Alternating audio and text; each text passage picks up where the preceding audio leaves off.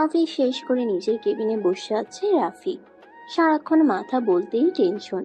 এই তো কয়েক মাস আগে কত কাঠখড় পুড়িয়ে তারপর এই চাকরিটা নিতে হয়েছে। আর আজকে কিনা চেয়ারম্যান স্যার এসে ঘোষণা দিয়ে গেলেন তিনি এই কোম্পানি আর চালাবেন না। কোম্পানিটি বিক্রি করে দিয়েছেন, আগামীকাল থেকে এই কোম্পানিতে অন্য একজন মালিক আসবে। ওনার পুরনো কোম্পানির শ্রমিকদের দিয়ে কাজ করাবেন আর বর্তমান শ্রমিক যারা আছে তাদের থেকে অনেকজনকেই ছাঁটাই করবেন। এই জন্যই হচ্ছে রাফির যত দুশ্চিন্তা। এদিকে তখনই রাফির কলিগ সিফাত এসে বলতে লাগলো, কি ব্যাপার ভাই, বাসায় যাবেন না নাকি? বাসায় গিয়ে আর কি করব, চিন্তায় তো সারা রাত ঘুম হবে না। কত কষ্ট করে একটা চাকরি জোগাড় করলাম, আর এখন কিনা আবার সেটাও চলে যাওয়ার পথে। আরে ভাই, এত চিন্তা করবেন না, এত চিন্তা করে কি লাভ আছে? কপালে যেটা আছে সেটাই তো হবেই। আল্লাহ আমাদের কপালে যেটা লিখে রেখেছেন সেটার উপরই ভরসা করা উচিত। আরে ভাই, আপনি তো আছেন আপনার মজা নিয়ে, আর এইদিকে আমার চিন্তায় মাথা খারাপ হয়ে যাচ্ছে। আপনার তো বাবার সম্পদ আছে, চাকরি না থাকলেও কিছু একটা করে খেতে পারবেন। এই ঢাকা শহরে আমার তো এইটুকু চাকরি সম্বল, অন্য কিছু তো নেই। আরে ভাই, সম্পদ থাকলে আমার বাবার আছে, আমার কোনো কিছুই নেই। তাছাড়া আপনি হয়তো জানেন না, আমি আমার বউ বাচ্চা নিয়ে ভাড়া করা বাসায় থাকি। ও আচ্ছা, আমি তো ভাবতাম আপনি আপনার নিজের বাড়িতে থাকেন।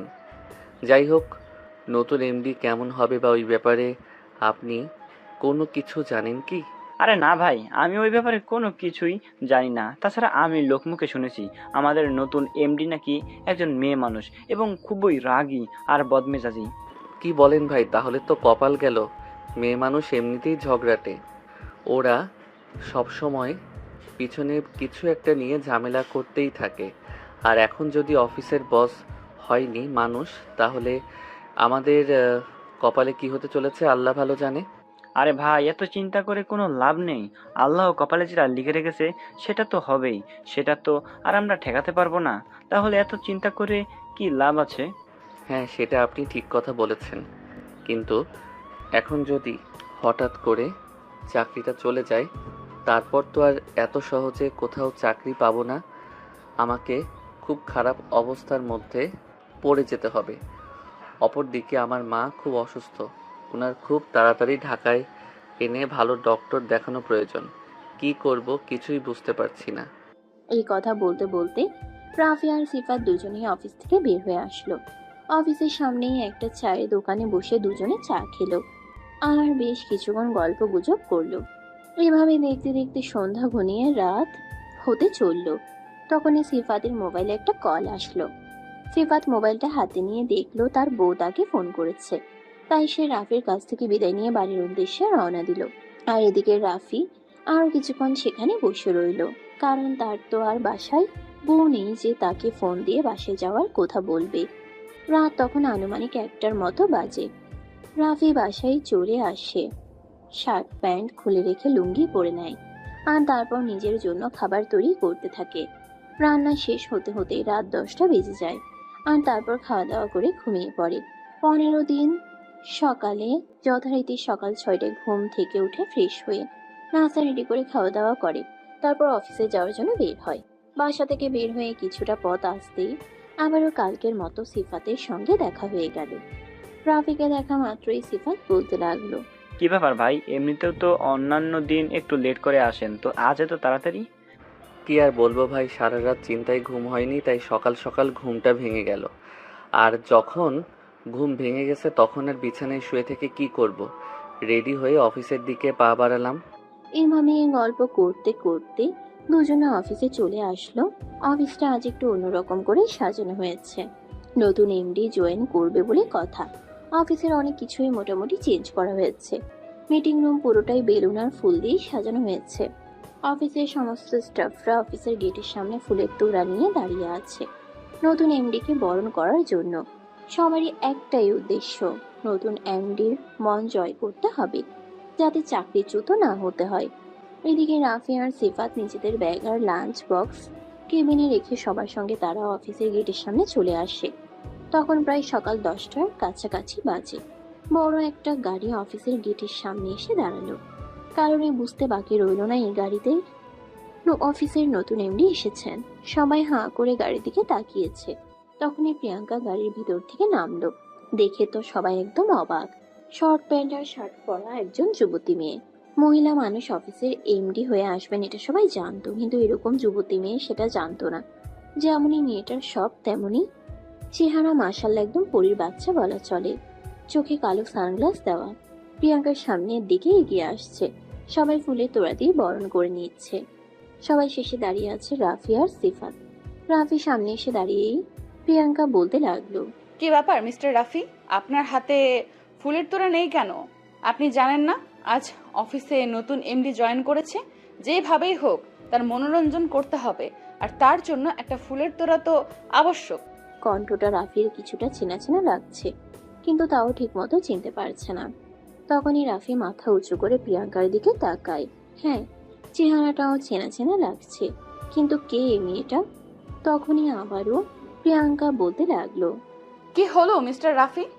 আমি আপনাকে কিছু জিজ্ঞাসা করেছি, আপনি আমার কথার উত্তর কেন দিচ্ছেন না? প্রিয়াঙ্কা, তুমি এখানে? রাফির মুখ থেকে এমন কথা শুনে উপস্থিত সবাই বিস্ময়ের দৃষ্টিতে রাফির দিকে তাকিয়ে আছে। কেউ কোনোভাবেই বুঝতে পারছে না রাফি প্রিয়াঙ্কার নাম ধরে কেন ডাকছে। তখনই প্রিয়াঙ্কা ধমক দিয়ে রাফিকে বলতে লাগলো, mister Rafi, stop your mouth. আপনি কাকে প্রিয়াঙ্কা বলে ডাকছেন? আপনি হয়তো ভুলে যাচ্ছেন আমি এই অফিসের নতুন এমডি এবং আপনার বস।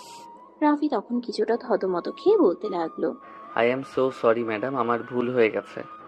আপনি প্লিজ আমাকে ক্ষমা করে দিন। আমি ভুলেই গিয়েছিলাম আপনি আমাদের অফিসের নতুন এমডি। এখন থেকে এই কথাটা সব সময় মনে থাকে যেন।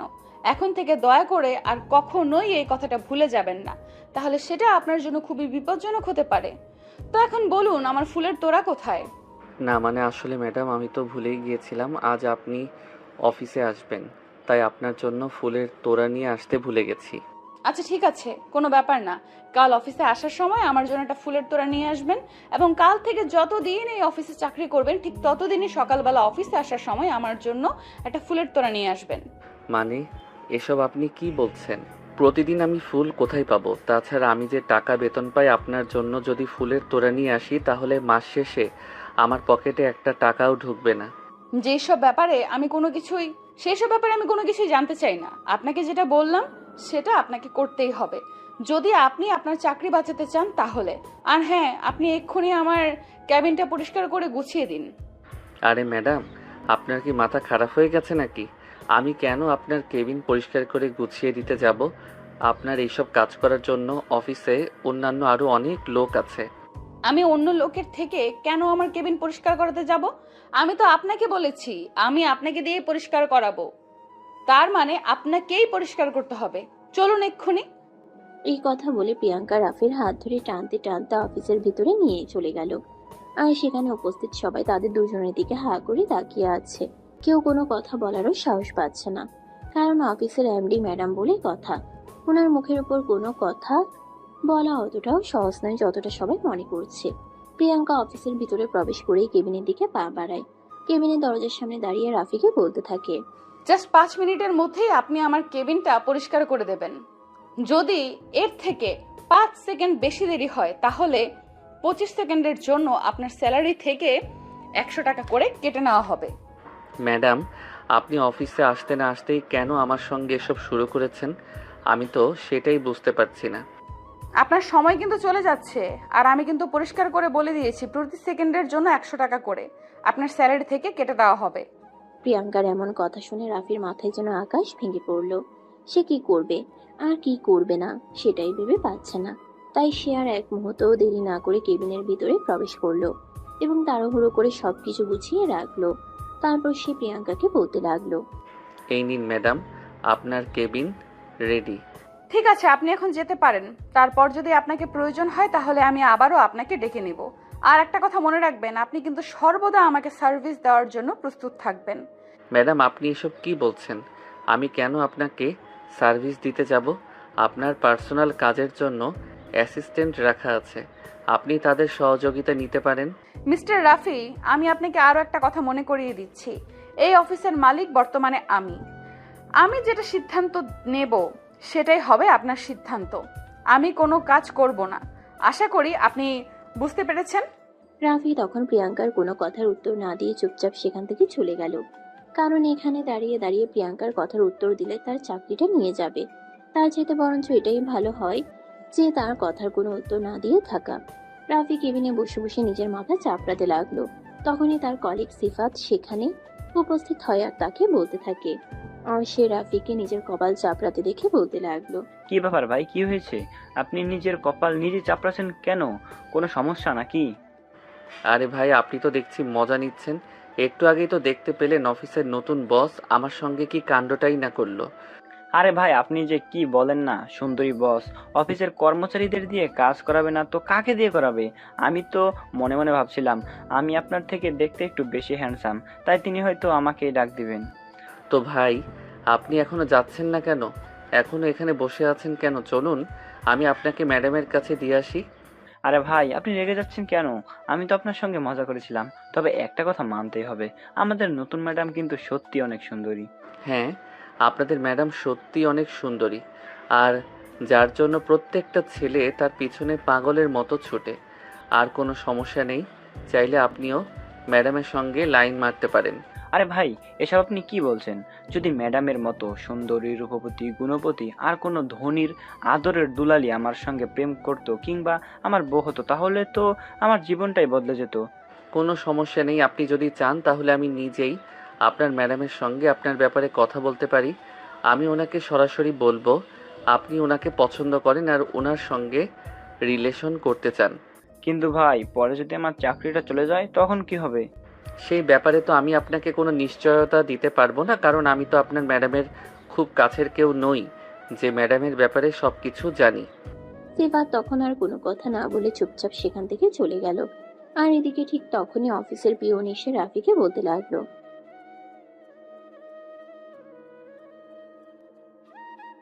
এই তো 10 মিনিট হলো ওনার কেবিন থেকে এসেছি, এখন আবার কি হলো যে ওনার আবার আমাকে ডাকতে হলো?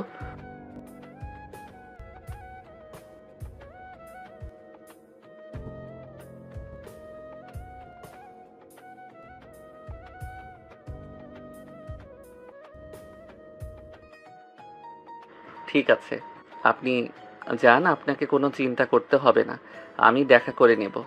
এই বলে রাফি পিয়নকে সেখান থেকে বিদায় করলো আর তারপর নিজের কপালে নিজেই 100 বার উষ্ঠা দিতে দিতে কেবিন থেকে বের হলো। প্রিয়াঙ্কার কেবিনের দরজার সামনে দাঁড়িয়ে রাফি প্রিয়াঙ্কাকে উদ্দেশ্য করে বলতে লাগলো, এক্সকিউজ মি ম্যাডাম, আমি কি ভেতরে আসতে পারি? না, আমি আপনাকে ডেকে পাঠিয়েছি ওখানে দাঁড়িয়ে থাকার জন্য। ওখানেই দাঁড়িয়ে থাকুন। এই কথা বলে প্রিয়াঙ্কা নিজের মতো কম্পিউটারে কাজ করতে লাগলো। আর এদিকে রাফি 5 মিনিট ধরে তার কেবিনের দরজার বাইরে দাঁড়িয়ে আছে। তখনই প্রিয়াঙ্কার পিয়ন আবারও সেখানে আসলো। রাফিকে দরজার বাইরে দাঁড়িয়ে থাকতে দেখে তিনি বলতে লাগলেন,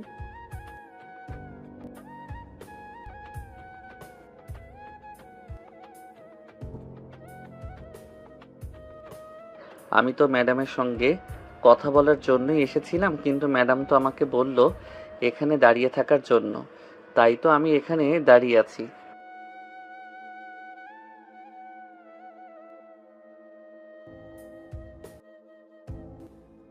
আপনার সাহেবের ইচ্ছে হয়েছে এখানে দাঁড়িয়ে থাকার জন্য, তাই তো আমি ওনাকে এখানে দাঁড় করিয়ে রেখেছি।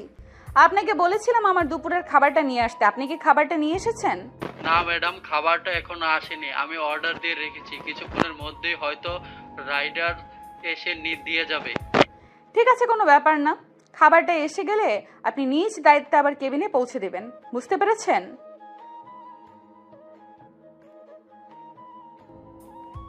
এই বলে পিয়ন সেখান থেকে চলে গেল।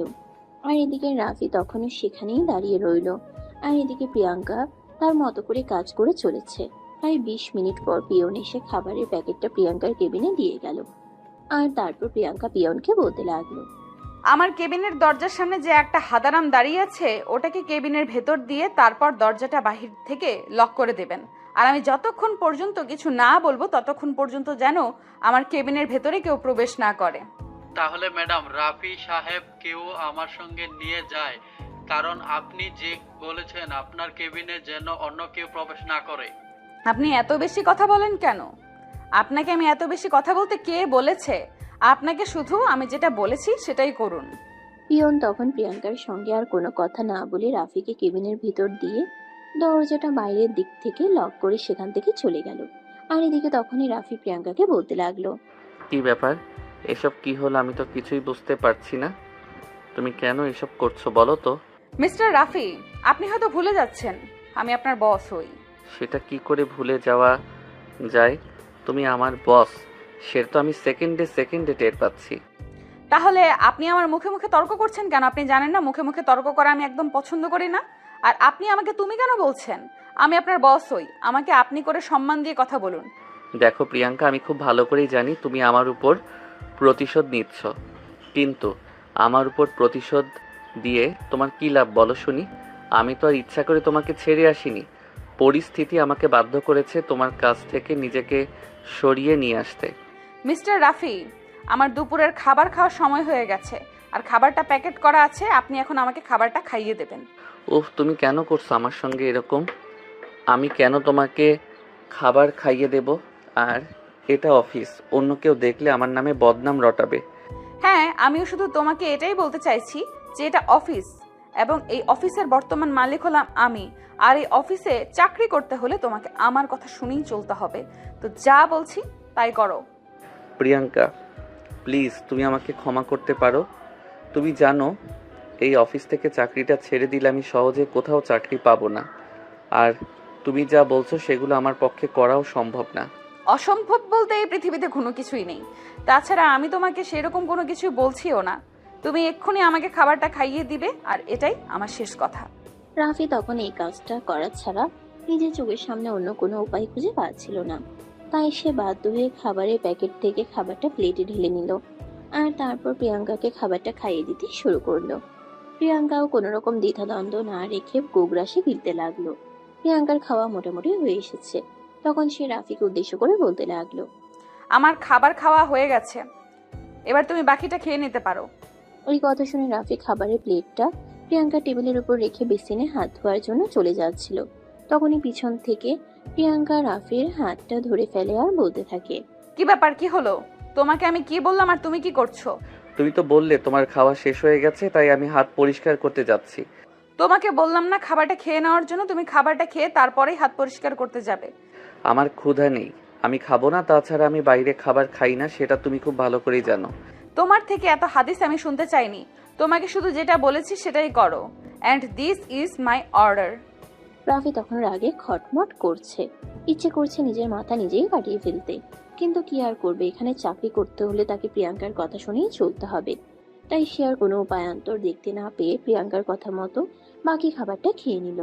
রাফি নিজের কেবিনে আসতেই তার সহকর্মী সিফাত রাফিকে বলতে লাগলো, এটা জানার জন্য যখন আপনার এতই প্যারা, তাহলে সেটা আপনি আমাকে বলছেন কেন? আপনি নিজেই কি ম্যাডামের কাছে জিজ্ঞাসা করে আসুন না, ম্যাডাম আমাকে কি কথা বলেছিল, তাহলেই তো ঝামেলা চুকে যায়।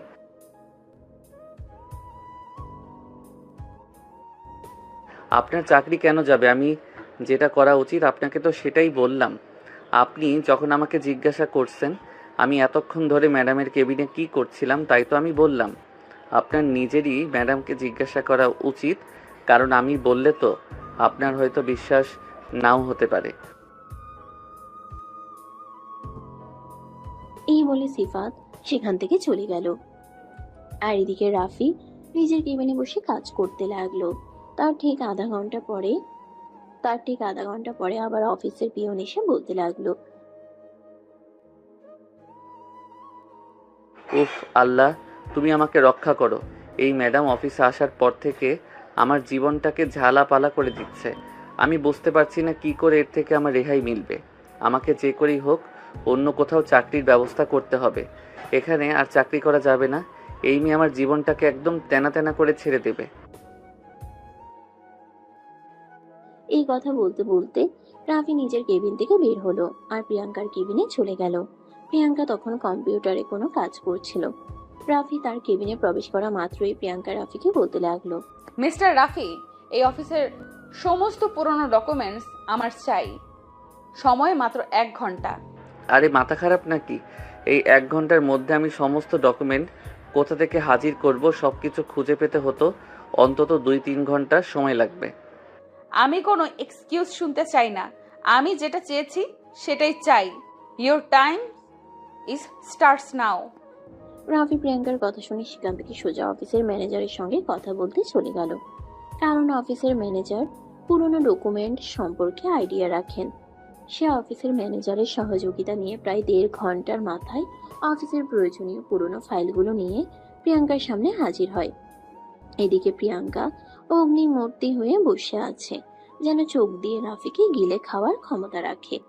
রাফি প্রিয়াঙ্কার এরকম অগ্নিমূর্তি চেহারা দেখে ভয়ে ঢোক গিলতে লাগলো, কারণ সে খুব ভালো করেই জানে প্রিয়াঙ্কা খুব বেশি রেগে গেছে।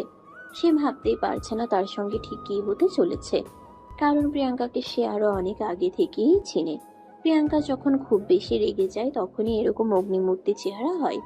রাফি আস্তে আস্তে প্রিয়াঙ্কা টেবিলের উপর ফাইলগুলো রেখে বলতে লাগলো, ম্যাডাম, এই নিন আপনার প্রয়োজনীয় ফাইলগুলো, এখানে সব কটাই রয়েছে। এই বলে ফাইলগুলো রেখে চুপচাপ একপাশে দাঁড়িয়ে থাকে। তখনই প্রিয়াঙ্কা চিৎকার দিয়ে বলে ওঠে, কি ব্যাপার? আমি কি আপনাকে লেট করতে বলেছিলাম নাকি? আমি আপনাকে কতক্ষণ সময় দিয়েছিলাম আর আপনি কতক্ষণ সময় নিয়েছেন? না মানে ম্যাডাম, আমি আর ম্যানেজার সাহেব দুইজনেই খুঁজে পাচ্ছিলাম না সবগুলো ফাইল, তাই আসতে একটু লেট হলো। রাফির মুখ থেকে ম্যানেজারের কথা শুনে প্রিয়াঙ্কা আরো বেশি রেগে গেল আর চিৎকারের মাত্রা আরো বাড়িয়ে দিয়ে বলতে লাগলো, মিস্টার রাফি, আমি আপনাকে ফাইলগুলো খুঁজে আনতে বলেছিলাম, ম্যানেজারের সহযোগিতা নিয়ে নয়। কারণ আমি ম্যানেজারকে অন্য একটা কাজ দিয়েছিলাম আর তাকে সেটা করতে বলেছিলাম। এখন যদি ম্যানেজার তার কাজটা সময় মতো করতে না পারে, তার জন্য আপনাদের দুজনকেই আজ পানিশমেন্ট পেতে হবে। এই বলে প্রিয়াঙ্কা তখনই কেবিন থেকে বের হয়ে ম্যানেজারের কেবিনে চলে গেল আর ম্যানেজারকে বলতে লাগলো, কি ব্যাপার ম্যানেজার সাহেব, আপনাকে যে কাজটা করতে দিয়েছিলাম সেটা কি শেষ হয়েছে? না মানে আসলে ম্যাডাম, রাফি সাহেব তো আমাকে অফিসের পুরনো ফাইলগুলো খুঁজে দেওয়ার জন্য বলেছিলেন, তাই আমি ওনার সঙ্গে চলে গিয়েছিলাম। কাজটা এখনো শেষ হয়নি, আরও ঘন্টাখানেক সময় লাগবে। তখনই প্রিয়াঙ্কা চিৎকার দিয়ে অফিসার ম্যানেজারকে বলতে থাকে, আপনারা এই অফিসটাকে কি নিজের বাপদাদা সম্পত্তি বানিয়ে রেখেছেন নাকি? এই অফিসের মালিক আমি নাকি রাফি সাহেব, সেটা বলুন তো শুনি। প্রিয়াঙ্কার এরকম অগ্নিমূর্তি চেহারা দেখে ম্যানেজার সাহেব ভয় পেয়ে বলতে লাগলেন, না মানে আসলে ম্যাডাম, এই ফাইলগুলো আমার তত্ত্বাবধানেই থাকে। এগুলোতে আমি ছাড়া অন্য কারো হাত দেওয়ার কোনো অধিকার নেই, তাই আমি ফাইলগুলো নিজ দায়িত্বে রাফি সাহেবকে খুঁজে দিয়েছি। কিন্তু আমি আপনাকে এই কাজটা করতে বলিনি, তাই আপনাদের দুজনকে আজ এটার জন্য পানিশমেন্ট পেতে হবে। কারণ আপনাদেরকে দেখে অফিসের সকল কর্মচারীরাই বুঝে যাবে যে আমার পারমিশন এবং আমার অর্ডার ছাড়া এই অফিসে কোনো কিছুই হবে না। কিন্তু ম্যাডাম প্লিজ, আপনি আমার কথাটা শুনুন। কথাটা আমি পরে শুনবো, আগে এই সমস্ত ফাইল আপনাদের দুজনকে চেক করতে হবে এবং ফাইলে যতগুলো গরমিল আছে সব নোটিশ করে আমায় দিতে হবে। যদি একটাও কোনো ভুল তথ্য আপনারা গুলিয়ে ফেলেন, তার জন্য আপনাদেরকে কি করতে হবে সে ব্যাপারে আপনাদের কোনো আইডিয়া নেই। আর হ্যাঁ, এই সব কিছুর জন্য আপনারা সময় পাবেন আজ বিকেল 5টা পর্যন্ত, মানে অফিস টাইম পর্যন্ত। যদি আপনারা এই অফিস টাইমের মধ্যে নিজেদের কাজ সম্পন্ন করতে না পারেন, তাহলে আজ সারা রাত আপনাদেরকে অফিসের ভেতরেই থাকতে হবে এবং এই কাজ কমপ্লিট করতে হবে। ম্যাডাম আপনি দয়া করে আমাদের সঙ্গে এরকমটা করবেন না। রাফি সাহেবের সঙ্গে কি হবে সেটা তো আমি বলতে পারি না, কিন্তু ম্যাডাম আমি যদি অফিস টাইমে 10 মিনিট পরেও বাসায় প্রবেশ করি, তাহলে আমার বউ আমাকে বাসায় ঢুকতে দেবে না। আপনাদের মতো ছেলেদের বাসায় ঢুকতে না যাওয়াটাই উচিত। তাই আমি যেটা বলেছি আপনাদের দুজনকে সেটাই করতে হবে। আমি আপনাদের থেকে অন্য কোনো কথা শুনবো না। এই বলে প্রিয়াঙ্কা তক্ষণই ম্যানেজারকে দিন থেকে হন হন করে বের হয়ে চলে গেল। আর এদিকে রাফি হাঁ করে তাকিয়ে রয়েছে। তখনই ম্যানেজার সাহেব রাফিকে উদ্দেশ্য করে বলতে লাগলো, এটা কি হলো? আরে ভাই, আপনি আমাকে কেন জিজ্ঞাসা করছেন? আপনি তো নিজেকেই দেখতে পেলেন, তারপর তো আর আমাকে জিজ্ঞাসা করার কোনো ওয়ে থাকে না। হ্যাঁ আমিও তো সেটাই বলছি, যেখানে এই সব কাগজপত্র আমার তত্ত্বাবধানে থাকে সেখানে আমার হাত ছাড়া অন্য কারো হাত দেওয়ার অনুমতি নেই। এটা বলার পরেও উনি কেন আমাদের দুজনের সঙ্গে এরকম করলেন আমি তো সেটাই বুঝতে পারছি না। তাছাড়া এতগুলো ফাইল আমরা দুজন টানাটানি 2 দিন কাজ করলেও শেষ করতে পারবো না। সেখানে যদি রাতের বেলা বাসায় না গিয়ে এখানে বসে কাজ করতে হয়, আর বউ আমাকে কি করবে সেটাই তো ভেবে পাচ্ছি না। সেটাই করবে যেটা আপনি ভয় পান। এই কথা বলে রাফি ম্যানেজারকে টেবিল থেকে বের হয়ে চলে আসতে চাইছিল। ঠিক তখনই প্রিয়াঙ্কা নিজের কেবিন থেকে সমস্ত ফাইলগুলো নিয়ে এসে রাফি আর ম্যানেজার সাহেবকে উদ্দেশ্য করে বলতে লাগলো, এই নিন, এখানে সমস্ত ফাইল রাখা আছে। এখন আপনারা দুজনেই ঠিক করুন কে কতগুলো ফাইলে কাজ করবেন। আমি শুধু আমার কাজ চাই, অন্য কোনো কথা শুনতে চাই না। কোনো এক্সকিউজ তো একদমই নয়। এই বলে ম্যানেজার টেবিলের উপর ফাইলগুলো ছুঁড়ে ফেলে প্রিয়াঙ্কা সেখান থেকে চলে গেল। আর এদিকে রাগে দুঃখে রাফি আর ম্যানেজার সাহেব দুজনেরই নিজের মাথার চুল ছিঁড়তে ইচ্ছে করছে। কারণ এদিকে ম্যানেজার সাহেবের বউ প্রচন্ড রাগী মানুষ। তিনি এমনিতেই ম্যানেজার সাহেবের সঙ্গে সবসময় খারাপ আচরণ করতেই থাকেন। একটু পান থেকে চুন খসে পড়লে আর যেন রক্ষে নেই। আর এদিকে কিনা আজ অফিসের ম্যাডাম কষ্ট পাবে বলে দিয়েছেন এই ফাইলগুলোর কাজ শেষ করতে না পারলে ম্যানেজার সাহেব অফিস থেকে বের হতে পারবেন না। তাই তো তিনি মহা ঝামেলায় পড়ে গেছেন। এইসবই চিন্তা করছিলেন নিজের চেয়ারে বসে বসে। ঠিক এমন সময় ম্যানেজার সাহেবের বউ ম্যানেজার সাহেবকে ফোন করেন। ম্যানেজার সাহেব মোবাইলটা হাতে নিয়ে দেখেন ওনার স্ত্রী ওনাকে ফোন করেছে। উনি তো নাম্বার দেখেই গলা শুকিয়ে গেল। ভয়ে ভয়ে ফোনটা রিসিভ করলেন। আর তখনই অপর প্রান্ত থেকে শুনতে পেলেন, এই শোনো, তুমি কিন্তু আজ অফিস ছুটি হওয়ার সঙ্গে সঙ্গে বাসায় চলে আসবে। আজ আমাদের ছোট ছেলের জন্মদিন, সেটা নিশ্চয়ই তোমার মনে আছে। আমি ওকে বলেছি সন্ধ্যায় ওকে নিয়ে বাইরে যাব। প্লিজ বউ, আমার লক্ষ্মীটি, তুমি একটু আমাকে বোঝার চেষ্টা করো। আজ আমি যেতে পারবো না। আমাদের অফিসে নতুন এমডি জয়েন করেছে, আমার অনেক কাজ আছে। তোর গাছের কুষ্টি কিলাই, তোকে আমি যেটা বলেছি সেটাই করতে হবে, তা না হলে তোর কপালে খারাপ আছে, এটা আমি বলে দিলাম। এই বলে তখনই ম্যানেজারের বউ ফোনটা কেটে দিল। আর এদিকে ম্যানেজার কি করবে সেটাই ভেবে পাচ্ছে না। তখনই তিনি রাফিকে বলতে লাগলেন, আজ আমার সঙ্গে যা কিছু হয়েছে সব কিছুর জন্য শুধুমাত্র আপনি দায়ী। আপনার জন্য আজ আমাকে এই ভোগান্তিতে পড়তে হয়েছে। আপনি যদি আমাকে এখান থেকে নিয়ে না যেতেন, আমি কাগজগুলো করে নিতাম, তাহলে আজ আমাকে এই ঝামেলায় পড়তে হতো না। এখন আমার সঙ্গে কি হবে সেটা একবার ভাবতে পারছেন? ম্যানেজার সাহেব শুনেন, আপনি আমাকে একা কেন দোষ দিচ্ছেন? আমি কি করলাম বলুন? আপনার চাইতে তো আমি আরও খারাপভাবে ফেঁসে গেছি। এখন শুনুন, কথা না বাড়িয়ে কাজ শুরু করুন। যদি টাইমের মধ্যে আমরা দুজনে কাজগুলো শেষ করে ফেলতে পারি তাহলে তো আর এখানে আমাদের থাকতে হবে না, তাই সময় নষ্ট করবেন না। এই বলে তারা দুজনে মনোযোগ দিয়ে কাজ করতে শুরু করলো। কিন্তু এতগুলো পাইজার কাজ বললেই করে ফেলা যায় না। তারা দুপুর 2টায় কাজ শুরু করে আর তখন বিকেল 5:30টার মতো বাজে। অফিস ছুটি হয়ে গেছে অনেকক্ষণ আগেই, কিন্তু তাদের সেই দিকে কোনো খেয়াল ছিল না। তারা দুজন নিজেদের মতো করে কাজ করছিল। অফিসের সবাই চলে যাওয়ার পর প্রিয়াঙ্কা ম্যানেজারের কেবিনে আসে। আর তখনই রাফিকে উদ্দেশ্য করে বলতে থাকে, কি ব্যাপার রাফি, কাজ কত দূর এগোলো? প্রিয়াঙ্কার কথায় তারা দুজনে কাজ রেখে কল্পনার জগৎ থেকে বাস্তবে ফিরে আসে। আর প্রিয়াঙ্কার দিকে তাকিয়ে বলতে থাকে, এই তো করছি, অর্ধেক প্রায় হয়ে গেছে, মনে হয় সময়ের মধ্যেই করে ফেলতে পারবো। মিস্টার রাফি, অলরেডি বিকাল 5:30 বেজে গেছে। আপনাদের টাইম আধা ঘন্টার উপরে হয়ে গেছে। আমি দয়া করে আপনাদেরকে আধা ঘন্টা টাইম বেশি দিয়েছিলাম, কিন্তু আপনারা আপনাদের টাইমে কাজ কমপ্লিট করতে পারেননি। তাই আপনাদের দুজনকে আজ সারা রাত এখানেই থাকতে হবে। ম্যাডাম প্লিজ, আপনি আমার সঙ্গে এরকমটা করবেন না। আর রাফি সাহেবের রেখে দিন, কিন্তু আমাকে যেতে হবে। আজ আমার ছোট ছেলের জন্মদিন। বউ একটু আগেই ফোন করে এটা জানিয়েছে। এখন আমাকে বাসায় যেতে হবে। তো আমি কোনো কথা শুনতে চাই না ম্যানেজার সাহেব। আমার শুধু কাজ প্রয়োজন, আমি কাজ চাই। আর হ্যাঁ, আপনি চাইলেই কাজ শেষ করে ওখান থেকে যেতে পারবেন না, কারণ এখন থেকে প্রতিদিন আমি আসার পর অফিসের গেট খোলা হবে, আর আমি চলে যাওয়ার পর অফিসের গেট সম্পূর্ণ তালা দিয়ে চাবি আমি আমার সঙ্গে নিয়ে যাব। তাই আমার অনুপস্থিতিতে কেউ অফিসে প্রবেশ কিংবা বাহির হতে পারবে না। প্লিজ ম্যাডাম, আপনি দয়া করে এরকমটা করবেন না। অন্তত চাবিটা রেখে যান, যাতে কাজ শেষ হলে বাসায় গিয়ে বইয়ে রাখতে অন্তত ভাঙাতে পারি। তা না হলে আমার বউ সব কিছু ফেলে রেখে বাবার বাড়িতে চলে যাবে, তখন আমি খুব ঝামেলায় পড়ে যাব। কিন্তু প্রিয়াঙ্কা ম্যানেজারের কোনো কথা না শুনে অফিস থেকে বের হয়ে চলে গেল। আর এদিকে রাফি ম্যানেজার দুজন মাথায় হাত দিয়ে বসে রইল। কি করবে কিছুই ভেবে পাচ্ছে না। ম্যানেজার সাহেবের ভয়ে গলা শুকিয়ে আসার মতো অবস্থা। কারণ ছেলের জন্মদিন বলে কথা, সেখানে যদি তিনি উপস্থিত হতে না পারেন তার সঙ্গে কিভাবে তিনি সেটা কল্পনা করেই পাচ্ছেন না। তখন তিনি আবারও রাফিকে উদ্দেশ্য করে বলতে লাগলেন, আপনার জন্য আজ আমার সঙ্গে এই দুর্গতি ঘটলো। এখন যদি আমার বউ রাগ করে বাপের বাড়ি চলে যায়, তাহলে কিন্তু আমার বউকে আমার বাসায় এনে দেওয়ার দায়িত্ব আপনার। এটা আমি আপনাকে বলে দিলাম।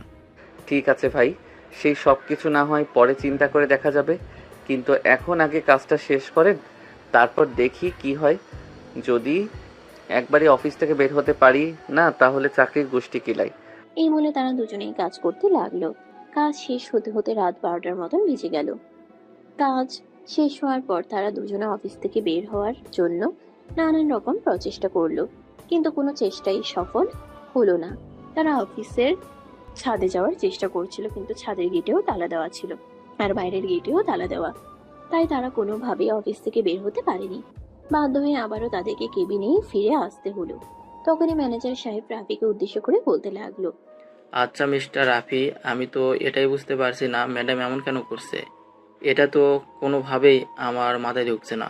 ভাই আপনি দয়া করে আমাকে এটা জিজ্ঞাসা করেন না। আগের জন্মে আমি একটা পাপ করেছিলাম, আর যার ফল আমি এখনো ভোগ করছি।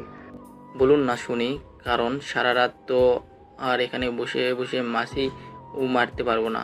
তার চাইতে বরঞ্চ চলুন তার গল্পটাই শুনে নেওয়া যাক। ভাই, সেই ভয়ঙ্কর অতীত শোনার চাইতে এখানে বসে বসে মাছি মারা অনেক ভালো। আরে ভাই বলুন না, আমি তো শুনতে চাইছি। আপনার বলতে সমস্যা কোথায়? আপনি বলতে শুরু করুন, আমি ঠিক শুনে নেব। এই বলে ম্যানেজার সাহেবকে অনেক রিকোয়েস্ট করতে লাগলো তার অতীত সম্পর্কে বলার জন্য। কেন নতুন এমডি ম্যাডাম রাফির সঙ্গে এত বাজে বিহেভিয়ার করছে। তখন রাফি আর কোনো উপায়ান্তর দেখতে না পেয়ে ম্যানেজার সাহেবের সঙ্গে নিজের অতীত শেয়ার করতে শুরু করলেন। ঠিক আছে, তাহলে শুনুন, আমি বলছি। আজ থেকে 5 বছর আগের কথা, যখন আমি অনার্স প্রথম বর্ষে ভর্তি হই, তখনই প্রিয়াঙ্কা মানে আমাদের অফিসের নতুন সঙ্গে আমার পরিচয় হয়। আমরা দুজনে ক্লাসমেট ছিলাম। আমি কোনো একটা কারণে ক্লাস শুরু হওয়ার ঠিক 1 মাস পরে ক্লাসে জয়েন করি। রাফি যেদিন প্রথম ভার্সিটিতে আসে সেদিন প্রিয়াঙ্কা আর তার কিছু বন্ধুরা মিলে ক্যাম্পাসে বসেছিল। রাফি ক্যাম্পাসের গেট দিয়ে ভিতরে প্রবেশ করতে যাবে, ঠিক তখনই প্রিয়াঙ্কা রাফিকে দেখে নেয়। রাফিকে দেখেই তার সঙ্গে তার একটু মজা করতে ইচ্ছে হলো। আর তারপর কি হলো ভিউয়ার্স, চলুন সেটা গল্পেই জেনে নেওয়া যাক। এই হিরো, একবার একটু এইদিকে আয় তো, আমি তোর সঙ্গে একটু কথা বলতে চাই। রাফি তখন প্রিয়াঙ্কার দিকে একবার তাকালো আর তারপর একবার চারপাশে ভালো করে চোখ বুলিয়ে নিল। চারপাশে সে ছাড়া অন্য কোনো ছেলে মানুষকে দেখতে পেল না। তখনই সে প্রিয়াঙ্কাকে উদ্দেশ্য করে বলতে লাগলো, আসসালামু আলাইকুম আপু, আপনি কি আমাকে কিছু বলছেন? কেন, তুই কি কানা নাকি? তুই কিছু দেখতে পাস না? কেন তুই কি কানা নাকি? তুই কিছু দেখতে পাস না? আশেপাশে তুই ছাড়া অন্য কেউ আছে নাকি যে আমি অন্য কাউকে কিছু বলতে যাব?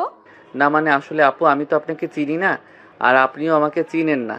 তাহলে আপনি কেন আমায় ডেকেছেন? আমি তো সেটাই বুঝতে পারছি না। তোর সঙ্গে প্রেম করতে ইচ্ছে হয়েছে তাই তোকে দেখেছি। এখন কথা না বাড়িয়ে আমার কাছে আয়। রাফি একটু সহজ সরল টাইপের ছেলে মানুষ, কারণ সে গ্রাম থেকে বেড়ে উঠেছে। শহরের পরিবেশে সেরকম অভ্যস্ত নেই।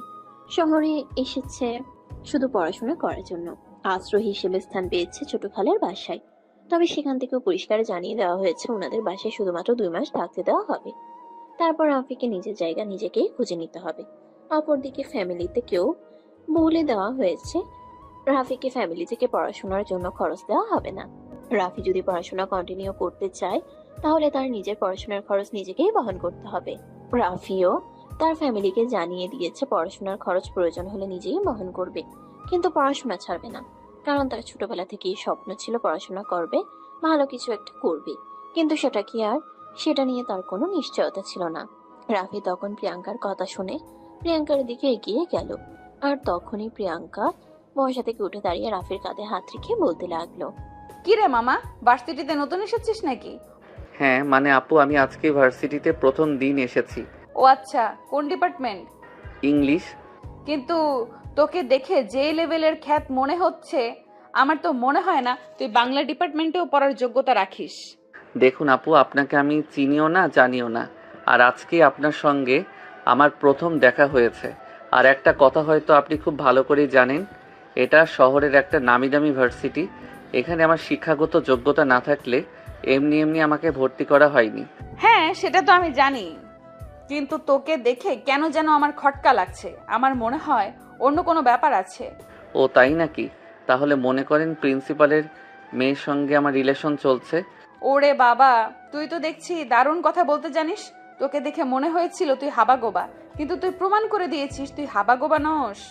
আচ্ছা আপু, ঠিক আছে, আপনার যেটা মনে হয় আমি সেটাই, কিন্তু আপাতত আমাকে যেতে দিন। এই বলে রাফি প্রিয়াঙ্কাকে পাশ কাটিয়ে সেখান থেকে চলে গেল আর নিজের ক্লাস খুঁজে নিল। এর কিছুক্ষণ পরে ক্লাস টিচার চলে আসে আর তখনই প্রিয়াঙ্কা আর তার বন্ধুরা ক্লাসের ভিতরে প্রবেশ করে। প্রিয়াঙ্কা এই ক্লাসের ভিতরে প্রবেশ করেছে এটা দেখে রাফি কিছুটা অবাক হয়। তারা চাইতে বেশি অবাক হয় যখন কিনা দেখে প্রিয়াঙ্কা রাফি যে বেঞ্চে বসেছে ঠিক সেই বেঞ্চে এসে বসেছে। তখনই রাফি প্রিয়াঙ্কার দিকে তাকিয়ে প্রিয়াঙ্কাকে বলতে থাকে, আপনি এখানে? হ্যাঁ, তোর কোনো সমস্যা হচ্ছে নাকি আমি এখানে থাকলে? আরে না, এসব আপনি কি বলছেন? আপনি এখানে থাকলে আমার কেন কোনো সমস্যা হতে যাবে? আমি এখানে পড়াশোনা করতে এসেছি, কারো সমস্যা খুঁজতে নয়। তাহলে চুপচাপ বসে থাকার আর একটা কথা তোকে বলে দিচ্ছি, আজ তুই প্রথম এসেছিস তাই তোকে কিছু বললাম না, কিন্তু কাল থেকে আমি যে ব্রাঞ্চে বসবো সেখানে ভুল করেও বসার চেষ্টা করবি না। কিন্তু কেন?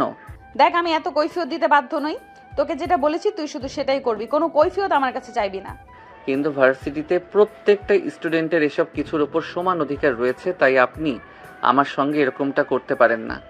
আমি কি করতে পারি আর কি করতে পারি না সেসব ব্যাপারে তোর বিন্দুমাত্র ধারণা নেই, আরো ধারণা করার চেষ্টাও করিস না। তুই শুধু এখানে বসবি না, এটাই তোকে বলে দিলাম। আচ্ছা ঠিক আছে, আমি চেষ্টা করব, কিন্তু কতটুকু পারবো সেটা বলতে পারছি না। এখন ক্লাসে মনোযোগ দিন, টিচার ক্লাস করাচ্ছে। এই বলে রাফি আর কোনো কথা না বলে ক্লাসে মনোযোগ দিল। আর প্রিয়াঙ্কাও তখন রাফির সঙ্গে কোনো কথা বলল না। একে একে সবগুলো ক্লাস শেষ হয়ে গেল। রাফি ভার্সিটি শেষ করে বাসায় চলে আসলো। বাসায় আসতে না আসতেই তার খালা তাকে বলতে লাগলো, ওই কিরে হারামজাদা, এতক্ষণে তোর আসার সময় হলো? ভার্সিটি তো ছুটি হয়েছে সেই দুপুর 2টায়, আর এখন বিকেল 3টা বাজে। এতক্ষণ তুই কোথায় ছিলি? তুই জানিস না বাসায় এসে তোকে কত কাজ করতে হবে? খালা, আসলে আজকে ভার্সিটির প্রথম দিন, তাই সবার সঙ্গে একটু পরিচিত হতে গিয়ে দেরি হয়ে গেল। কাল থেকে আর এমন হবে না, তুমি একটু বসো, মাথা গরম করো না, আমি সব কাজ মুহূর্তের মধ্যেই করে দিচ্ছি। হ্যাঁ ভিউয়ার্স, আপনারা একদম ঠিকই শুনেছেন। রাফি তার খালার বাসায় থাকে, বিনিময়ে তার খালার বাসার সমস্ত কাজ তাকে করতে হয়। রান্না বান্না, কাপড় ধোয়া থেকে শুরু করে সবকিছু। রাফিও সবকিছু হাসি মুখে মেনে নিয়েছে, কারণ ঢাকা শহরের মতো একটা জায়গায় তাকে কোনো টাকা পয়সা ছাড়াই থাকতে দিচ্ছে, খেতে দিচ্ছে, এটাই তো অনেক। সেখানে এটুকু কাজ করতেই পারে। রাফি তার খালাকে এই কথাটা বলে রুমে গিয়ে তার বইপত্রগুলো রেখে কাপড় চোপড় চেঞ্জ করে সঙ্গে সঙ্গে কিচেনে চলে গেল, আর সবার জন্য তাড়াহুড়ো করে দুপুরে খাবার তৈরি করলো। আর এদিকে তখনই তার খালা চিৎকার করতে করতে বলতে লাগলো, কি রে, এখনো তোর রান্না হয়নি? আর কতক্ষণ বসে থাকতে হবে? এই তো হয়ে গেছে, আর 2 মিনিট। তোমরা সবাই টেবিলে বসো, আমি খাবার নিয়ে আসছি। এই বলে রাফি তাড়াহুড়ো করে সবকিছু গুছিয়ে এনে খাবার টেবিলে রাখলো। তখন বিকেল 4টা বেজে গেছে। বাড়ির সবার মেজাজ তুঙ্গে তুলে রাফিকে কথা শোনাচ্ছে। দুপুরের খাবার খেতে হচ্ছে বিকেল 3টায়, সেজন্য। কিন্তু রাফি তাদের সেসব কোনো কথাই কানে তুললো না, কারণ তার কাছে এসব কথা কানে তোলা অনর্থক মনে হচ্ছিল। রাফি তাদের কোনো কথা নিজের গায়ে লাগালো না, তাদেরকে খাবার পরিবেশন করলো এবং তাদের খাওয়া শেষ হলে সবকিছু গুছিয়ে রেখে তারপর নিজের খাবারটা খেয়ে নিল। রাফি সবকিছু গুছিয়ে রেখে নিজের রুমে আসে একটু বিশ্রাম নেওয়ার জন্য। তখনই তার খালা এসে তাকে বলতে থাকে, ওই নবাবজাদা শুয়ে আছিস কেন? রাতে বাসায় মেহমান আসবে, ওদের জন্য রান্না করতে হবে। ঠিক আছে খালা, তুমি কোনো চিন্তা করো না, আমি সময় মতো সব কিছু করে রাখবো। এখন একটু বিশ্রাম নেই, আসলে ভার্সিটি থেকে এসে তো বিশ্রাম নেওয়ার জন্য একটু সময় পাইনি। দেখ, তুই কি করবি না করবি সেটা এখন তোর ব্যক্তিগত ব্যাপার, কিন্তু আমার মেহমান যদি আজ সময় মতো খাবার না পায় তাহলে তোর সঙ্গে কি হবে সেটা তুই কিন্তু কল্পনাও করতে পারবি না। এই বলে তার খালা সেখান থেকে চলে গেল। এদিকে রাফি কিছুক্ষণ সময় বিশ্রাম নিল, আর তারপরে কিচেনে চলে গেল, কারণ এই বাড়িতে মেহমান আসা মানে বিশাল ব্যাপার। অনেক রকম রান্না বান্না আর মিষ্টি বানাতে হবে। আর আপনারা হয়তো একটু অবাক হচ্ছেন, তাই না? কিন্তু অবাক হওয়ার কিছু নেই। রাফি ছোটবেলা থেকেই সব কাজ করতে পারে, রান্না বান্না থেকে শুরু করে সবকিছু, তাই তার সব রকম কাজ করতে কোনো সমস্যা হয় না। অপরদিকে প্রিয়াঙ্কা ভার্সিটি ছুটি হওয়ার পর প্রতিদিনই বন্ধুদেরকে নিয়ে ভাইদের ঘুরতে এবং খাওয়া দাওয়া করতে চলে যায়, কারণ সে কোটিপতি বাবার একমাত্র আদরের কন্যা। বাবার অর্থ সম্পদ কোনো কিছুরই অভাব নেই, তাই সে বিলাসবহুল জীবনযাপন করে। প্রিয়াঙ্কা বন্ধুদের নিয়ে ঘোরাঘুরি, আড্ডা আর মদ মাস্তি করে রাত 8টার পর বাড়িতে ফিরে। যদিও তার আম্মু এটা নিয়ে অনেকবার তাকে কথা বলেছে, কিন্তু সেসব নিয়ে সে কোনো চিন্তাই করে না। তার কথা একটাই, জীবন তো একটাই, এনজয় করো। আজকেও প্রতিদিনের মতো মদ খেয়ে মাতাল হয়ে বাড়িতে ফিরে এসেছে। প্রিয়াঙ্কার ড্রাইভার গাড়ি থেকে নামিয়ে নিজের রুম পর্যন্ত কোনোভাবে পৌঁছে দিল। তারপরে আর কোনো হুঁশ নেই। তার আম্মু এসে তাকে বকাবকি করতে লাগলো। এসব কি হচ্ছে সেটাই তো বুঝতে পারছি না। প্রিয়াঙ্কা, তুই দিন দিন এতটা নিচে নেমে যাচ্ছিস, এখন কিনা ড্রিঙ্কস করে মাতাল হয়ে বাসায় ফিরিস। দেখো আম্মু, আমাকে একটু শান্তি মতো ঘুমাতে দাও, এত ক্যাচাল করো না তো। আমার বাবার এত এত টাকা পয়সা, আমি যদি একটু মজা মাস্তি না করি তাহলে এই টাকা পয়সাগুলো কে ফুরাবে সেটা আমায় বলতে পারো? তুমি হয়তো এটা ভুলে যাচ্ছ যে সব কিছু তোমার বাবাকে অনেক কষ্ট করে উপার্জন করতে হচ্ছে, আর তুমি সেগুলো এভাবে নষ্ট করছো। আমার কিন্তু তোমার কাছ থেকে এটা একদমই আশা করি না। তুমি ভালো হও আর ভালো হয়ে যাও। কিন্তু এইসব কথা প্রিয়াঙ্কার কান পর্যন্ত পৌঁছালো না। তার আম্মু বেশ কিছুক্ষণ ক্যাচাল করে তারপর সেখান থেকে চলে গেল। অপরদিকে রাফি রাত 8টা পর্যন্ত কিচেনে কাজ করলো। বাড়ির মেহমান সহ সবার জন্য রান্না বান্না করলো। সবকিছু টেবিলে গুছিয়ে রেখে নিজের রুমে এসে পড়তে বসলো। ক্লান্ত শরীর যেন আর চলতে চাইছে না, কারণ একা একা সবকিছু করেছে, তাকে সাহায্য করার মতন কেউ ছিল না। সে যখন এই বাড়িতে এসেছে তার আগে এই বাড়িতে একজন কাজের মেয়ে ছিল, কিন্তু যেদিন থেকে সে এসেছে সেদিন থেকে কাজের মেয়েকে কাজ থেকে ছাড়িয়ে দেওয়া হয়েছে। কারণ এই বাড়িতে একজন মানুষ শুধু শুধু কোনো পরিশ্রম ছাড়াই থেকে যাবে সেটার কারণে পছন্দ নয়। সেজন্য রাফিকে এই কাজের লোকের জায়গাটা দিয়ে দেওয়া হয়েছে। তাছাড়া তাকে থাকার জন্য দেওয়া হয়েছে কাজের লোকের জন্য বরাদ্দকৃত রুমটা। রাফির তাতে কোনো আপত্তি নেই, থাকতে পারলেই হলো। রাত গিয়ে দিন পেরোতে পারলেই হলো। রাত তখন 9টার কাছাকাছি বাজে। রাফি পড়ার বয়ে মুখ গুজেছিল, তখনই আবারও তার খালার গলার আওয়াজ শোনা যায়। কিরে নবাবের পুত, তুই এখানে এসে নবাবি করছিস? ওদিকে মেহমানরা খাবার টেবিলে বসে আছে, খাবার সার্ভ করবে কে? আমি তো সব কিছুই গুছিয়ে রেখে এসেছি। তো কি মহাভারত অশুদ্ধ হয়ে গেছে নাকি? যা আগে সবাইকে খাবার, তারপর সবার খাওয়া দাওয়া শেষ হলে সবকিছু গুছিয়ে রেখে তারপরে এসে তোর যা ইচ্ছে তাই করিস। এই বলে তার খালা তাকে ধমকাতে শুরু করলো। তখন সে আর কোনো উপায়ান্তর না পেয়ে বইগুলো উছিয়ে রেখে তার খালার পিছন পিছন ডাইনিং রুমে চলে গেল। মেহমান এসেছে প্রায় 15 জনের মতো। রাফি নিজের হাতে সবাইকে খাবার সার্ভ করলো। সবার খাওয়া দাওয়া শেষ হলে মেহমানরা চলে গেল, আর তখনই বাড়ির সবাই এসে ডাইনিং টেবিলে খেতে বসলো। রাফি তখন তাদের সবাইকেও খাবার সার্ভ করে সবার খাওয়া দাওয়া শেষ হলে রাফি দেখলো পাতিলে আর কোনো খাবার অবশিষ্ট নেই। এদিকে তার পেটে ক্ষুধায় ইঁদুর দৌড়াদৌড়ি করছে। এই কারণ সে দুপুরবেলা অল্প খাবার খেয়েছিল, আর এখন রাত 12টা বাজে। কিন্তু এই বাড়িতে আলাদা করে তার জন্য খাবার রান্না করারও কোনো অনুমতি নেই। তাই সে কোনো কথা না বলে চুপচাপ রুমের ভিতরে চলে গেল। বাড়ি থেকে আসার সময় তার মা তাকে কিছু বাতাসা দিয়ে দিয়েছিল। সেখান থেকে 2টো বাতাসা খেয়ে 1 গ্লাস পানি খেয়ে ঘুমিয়ে পড়লো। পরের দিন সকালবেলা ঘুম থেকে উঠে আমারও সবার জন্য রান্না বান্না করে তারপর সে ভার্সিটিতে চলে আসলো। আর আজকেও ভার্সিটিতে ঢোকার সময় প্রিয়াঙ্কা ক্যাম্পাসের মধ্যে তাকে ডেকে নিল আর বলতে লাগলো, এ মামা শোন, তোকে কালকে কি বলেছিলাম মনে আছে তো? হ্যাঁ, মনে থাকবে না কেন? অবশ্যই মনে আছে। আপনি বলেছিলেন যেন আমি ফার্স্ট ব্রাঞ্চে না বসি। তবে ম্যাডাম, আমি আপনাকে আবারও মনে করিয়ে দিচ্ছি, ভার্সিটি আপনার বাপদাদার সম্পত্তি নয় যেটা আপনি আপনার ইচ্ছা মতো ব্যবহার করতে পারেন। এটা সরকারি সম্পত্তি, সাধারণ জনগণ নিজের ইচ্ছা মতো ব্যবহার করতে পারে। এই বলে প্রিয়াঙ্কার পাশ কাটিয়ে রাফি সেখান থেকে চলে যাচ্ছিল। আর তখনই প্রিয়াঙ্কা পিছন থেকে রাফির হাতটা ধরে ফেলে আর রাফিকে ঘুরিয়ে নিয়ে তার গালে ঠাস করে একটা চড় বসিয়ে দিয়ে বলতে থাকে, তোর সাহস দেখে আমি অবাক না হয়ে পারছি না। তুই চিনিস আমি কে? জানিস আদৌ আমার ব্যাপারে কিছু? আজব তো, আমি আপনার ব্যাপারে জানতে যাব কেন? আর আপনি আমার গায়ে হাত তুলেছেন কেন? আমি কি সেরকম ভুল কিছু বলেছি নাকি? তুই ঠিক কিছুই বলিসনি। যা বলেছিস সম্পূর্ণই ভুল। তুই আমার ব্যাপারে জেনে শুনে তারপর এই ভার্সিটিতে আসা উচিত ছিল। আমি বুঝলাম না, আপনি কি বাংলাদেশের প্রেসিডেন্টের মেয়ে নাকি? কথাটা শুনেই প্রিয়াঙ্কা আরো বেশি ক্ষেপে গেল। তখনই রাফি শার্টের কলার চেপে ধরলো আর তার বন্ধুদের উদ্দেশ্য করে বলতে লাগলো, কিরে, তোর আবার এখানে চুপচাপ দাঁড়িয়ে আছিস কেন? মালটাকে বুঝিয়ে দিচ্ছিস না কেন আমার পরিচয় কি আর কে আমি? ওই শোন, এই শহরের নামকরা শিল্পপতি রায়হান চৌধুরীর একমাত্র কন্যা প্রিয়াঙ্কা। শহরের সবাই তাকে এক নামে চিনে। তার সাথে কথা বললে চিন্তা ভাবনা করে বলবি।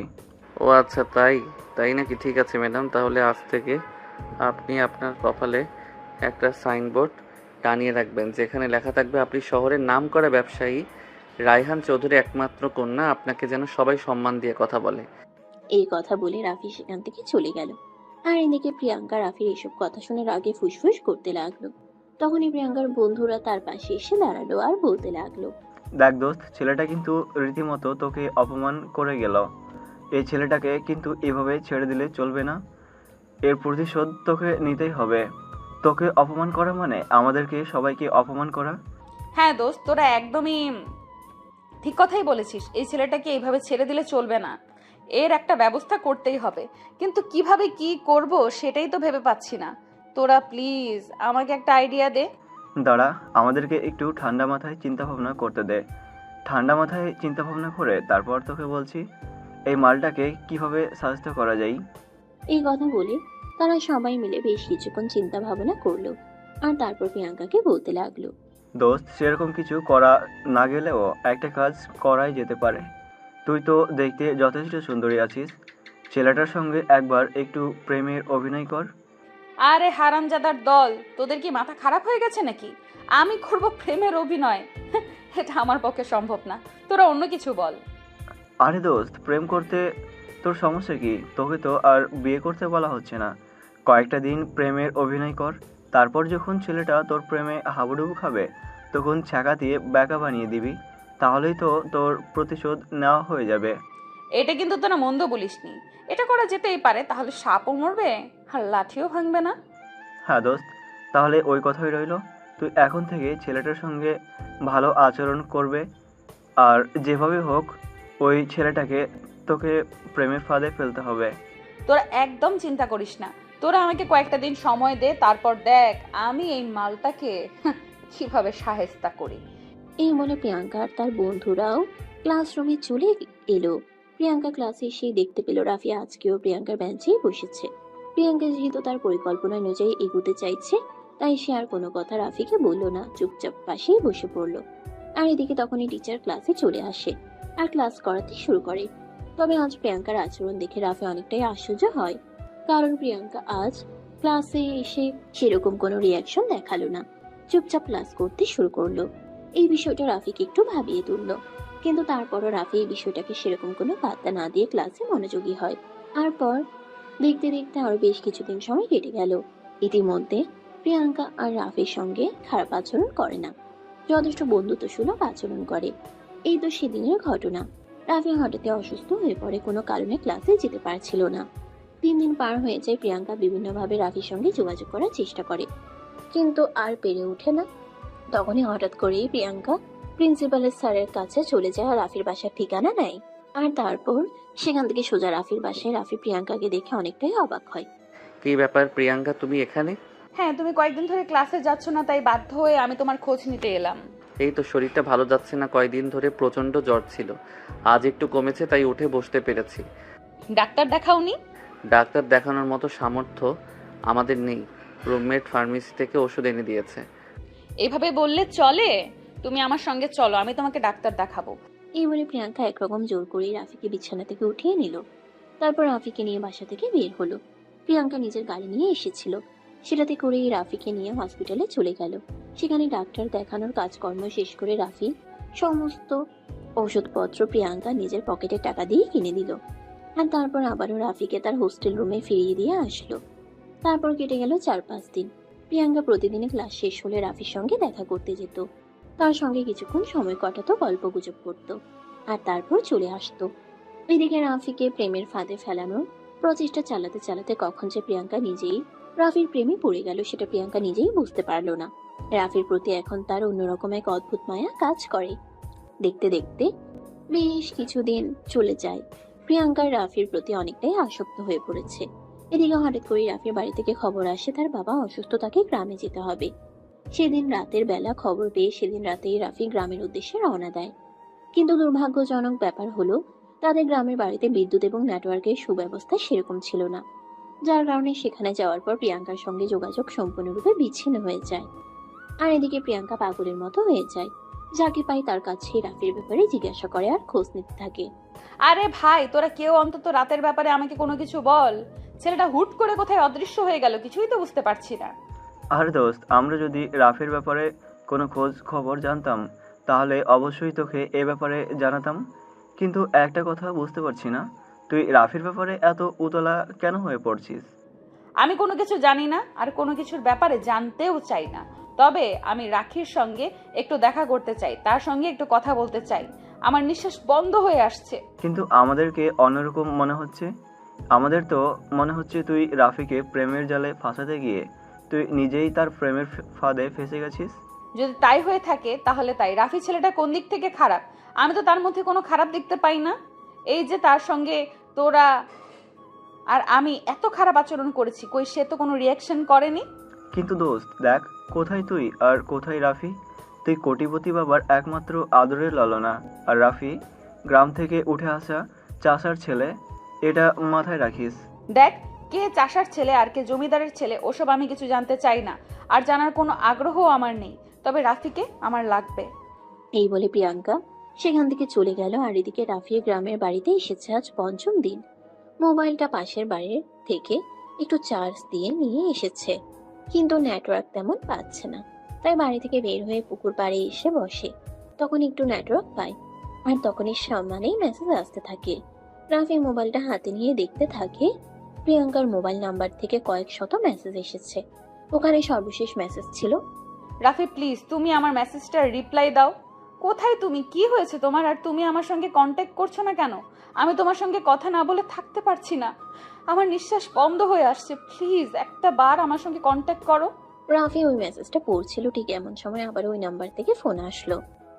রাফি ফোনটা রিসিভ করতেই অপর প্রান্ত থেকে কান্না ভেজা কণ্ঠ শুনতে পেল।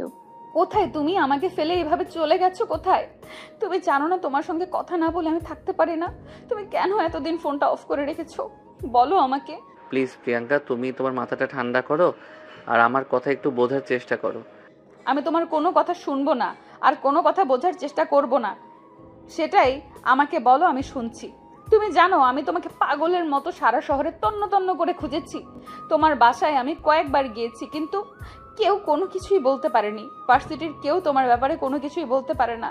কেন তুমি এইভাবে হুট করে হারিয়ে গেছো বলো আমাকে। আরে তুমি এইভাবে রিয়্যাক্ট কেন করছো? আমার আব্বু অসুস্থ, সেদিন রাতে হঠাৎ করে খবর পাই, তাই গ্রামে এসেছি আব্বু আম্মুর সঙ্গে দেখা করার জন্য। হ্যাঁ, সেটা তুমি গিয়েছো, ভালো করেছো, কিন্তু তুমি আমার সঙ্গে বলে যেতে পারতে, আমি নিশ্চয়ই তোমাকে আটকে রাখতাম না। কি আশ্চর্য, আমি কেন তোমার সঙ্গে বলে আসতে যাব? আমি তো সেটাই বুঝতে পারছি না। তুমি আমার আর 10টা বন্ধুর মতোই সাধারণ একজন বন্ধু। তাছাড়া তখন সময় ছিল না কারোর সঙ্গে কোনো কিছু বলে তারপর বাসা থেকে বের হওয়ার, তাই আমি হুট করে চলে এসেছি এখানে। এভাবে রিয়্যাক্ট করার মতো তো আমি কোনো কিছুই দেখতে পাচ্ছি না। তোমাকে অত কিছু দেখতে হবে না, আর বুঝতেও হবে না। তুমি কবে ঢাকায় ফিরে আসছো সেটাই বলো। আব্বুর শরীরের অবস্থা এখন মোটামুটি ভালো। আমি মনে হয় কাল পরশু নাগাতে ঢাকায় ব্যাক করতে পারি। এটা বলতে না বলতে আবারও নেটওয়ার্ক চলে গেল, আর ফোনটাও কেটে গেল। রাফি অনেক চেষ্টা করেও আর প্রিয়াঙ্কার সঙ্গে কন্ট্যাক্ট করতে পারলো না। অবশেষে 2 দিন পর রাফি ঢাকার উদ্দেশ্যে রওনা দেয়। আজ 10 দিন পর রাফি ভার্সিটি এসেছে। প্রিয়াঙ্কা ভার্সিটিতে এসেই রাফিকে দেখা মাত্র বড় ক্যাম্পাসের সমস্ত স্টুডেন্টের সামনে রাফিকে গিয়ে জড়িয়ে ধরে। প্রিয়াঙ্কার এমন কর্মকাণ্ড দেখে রাফি সহ ভার্সিটির সমস্ত স্টুডেন্ট হতভম্ব হয়ে তাদের দুজনের দিকে তাকিয়ে থাকে। তখন রাফি প্রিয়াঙ্কাকে নিজের থেকে ছাড়ানোর চেষ্টা করতে থাকে আর বলতে থাকে, প্রিয়াঙ্কা কি হচ্ছে এসব? তুমি আমাকে এভাবে জড়িয়ে ধরেছো কেন?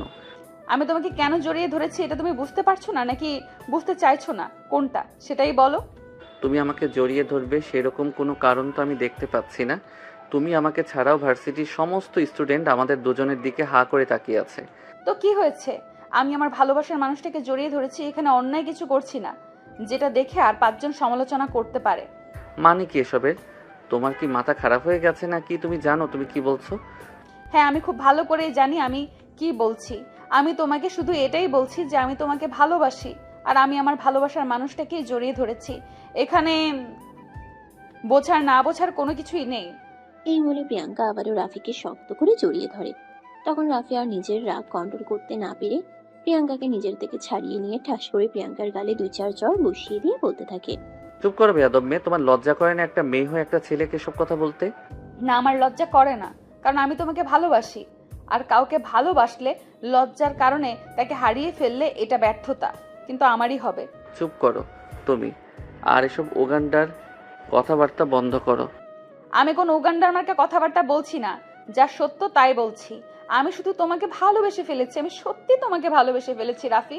আমি তোমার সঙ্গে আমার বাকি জীবনটা কাটাতে চাই। অসম্ভব, এটা যে কোনোভাবে সম্ভব নয়, সেটা তুমিও খুব ভালোভাবে জানো। আর তোমাকে আমি রিকোয়েস্ট করে বলছি, আজকের পর থেকে আমার সঙ্গে কথা বলা তো দূরের, তার আমার থেকে মিনিমাম দূরত্বটুকু বজায় রেখে চলবে, তাহলে আমি খুশি হব। এই বলে রাফি প্রিয়াঙ্কাকে নিজের থেকে দূরে সরিয়ে দিয়ে সেখান থেকে চলে যায় আর প্রিন্সিপালের সঙ্গে কি যেন কথা বলে। তারপর থেকে রাফি আর কখনোই ভার্সিটিতে আসে না, শুধু এক্সামের টাইমে ভার্সিটিতে এসে এক্সাম দিয়ে তারপরেই চলে যায়। তখনও প্রিয়াঙ্কা রাফির সাথে কথা বলার অনেক চেষ্টা করত, কিন্তু রাফি প্রিয়াঙ্কাকে সেরকম কোনো সুযোগ দিত না। রাফি কোথায় থাকতো না থাকতো, কি করতো না করতো, সেই ব্যাপারে সে কারোর সঙ্গে কোনো কিছু শেয়ার করতো না। তাই প্রিয়াঙ্কা রাফির ব্যাপারে কোনো কিছুই জানতে পারতো না। এইভাবে তাদের ভার্সিটি লাইফ শেষ হয়। তারপর কে কথায় চলে গেছে কেউ কোনো কিছু জানতো না। আজ দীর্ঘ 3 বছর পর আবারও তাদের দুজনে দেখা হয়। তারপর তাদের দুজনের মধ্যে কি হয়েছে সেটা তো আপনারা নিজেদের চোখেই দেখতে পেয়েছেন। তো ভিউয়ার্স, চলুন এখন বর্তমানে কি হচ্ছে এবং কি হতে চলেছে সেটাই আপনাদেরকে দেখাই। পরের দিন সকালবেলা রাফি অফিসে এসেছে, ঠিক তখনই প্রিয়াঙ্কা রাফিকে নিজের কেবিনে ডেকে নেয় আর তারপর বলতে থাকে, আমাকে আগামী সপ্তাহে এক মিটিং এর জন্য দেশের বাইরে যেতে হবে এবং আমি সিদ্ধান্ত নিয়েছি তুমি আমার সঙ্গে যাবে। তোমার পাসপোর্ট, ভিসা সবকিছু রেডি করা আছে।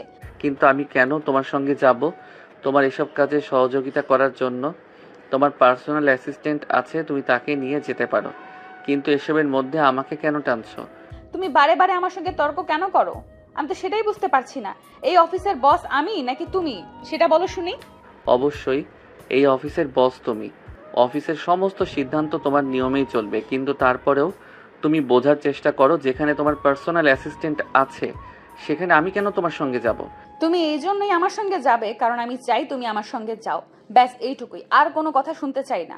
যদি নিজের চাকরি বাঁচাতে চাও তাহলে রেডি থাকবে, আমি আগামী শুক্রবার সন্ধ্যায় তোমার বাসায় গাড়ি পাঠিয়ে দিব, তুমি আমার বাসায় চলে আসবে আর তারপর দিন সকালে দুজনে ওখানেই থেকেই রওনা দিব। আর হ্যাঁ, তোমার প্রয়োজনীয় কোনো কিছু নেওয়ার প্রয়োজন নেই, তোমার যা যা লাগবে সব আমি ওখান থেকে কিনে দেব, আর কিছু আমি এখান থেকেও কিনে নিয়েছি। কিন্তু তুমি কেন আমার জন্য এসব কিছু কিনতে গেলে? আমি তো সেটাই বুঝতে পারছি না। কি চাইছো তুমি সেটাই বলো শুনি। সময় হলে ঠিক বুঝতে পারবে, এখন আমার সঙ্গে তর্ক করো না।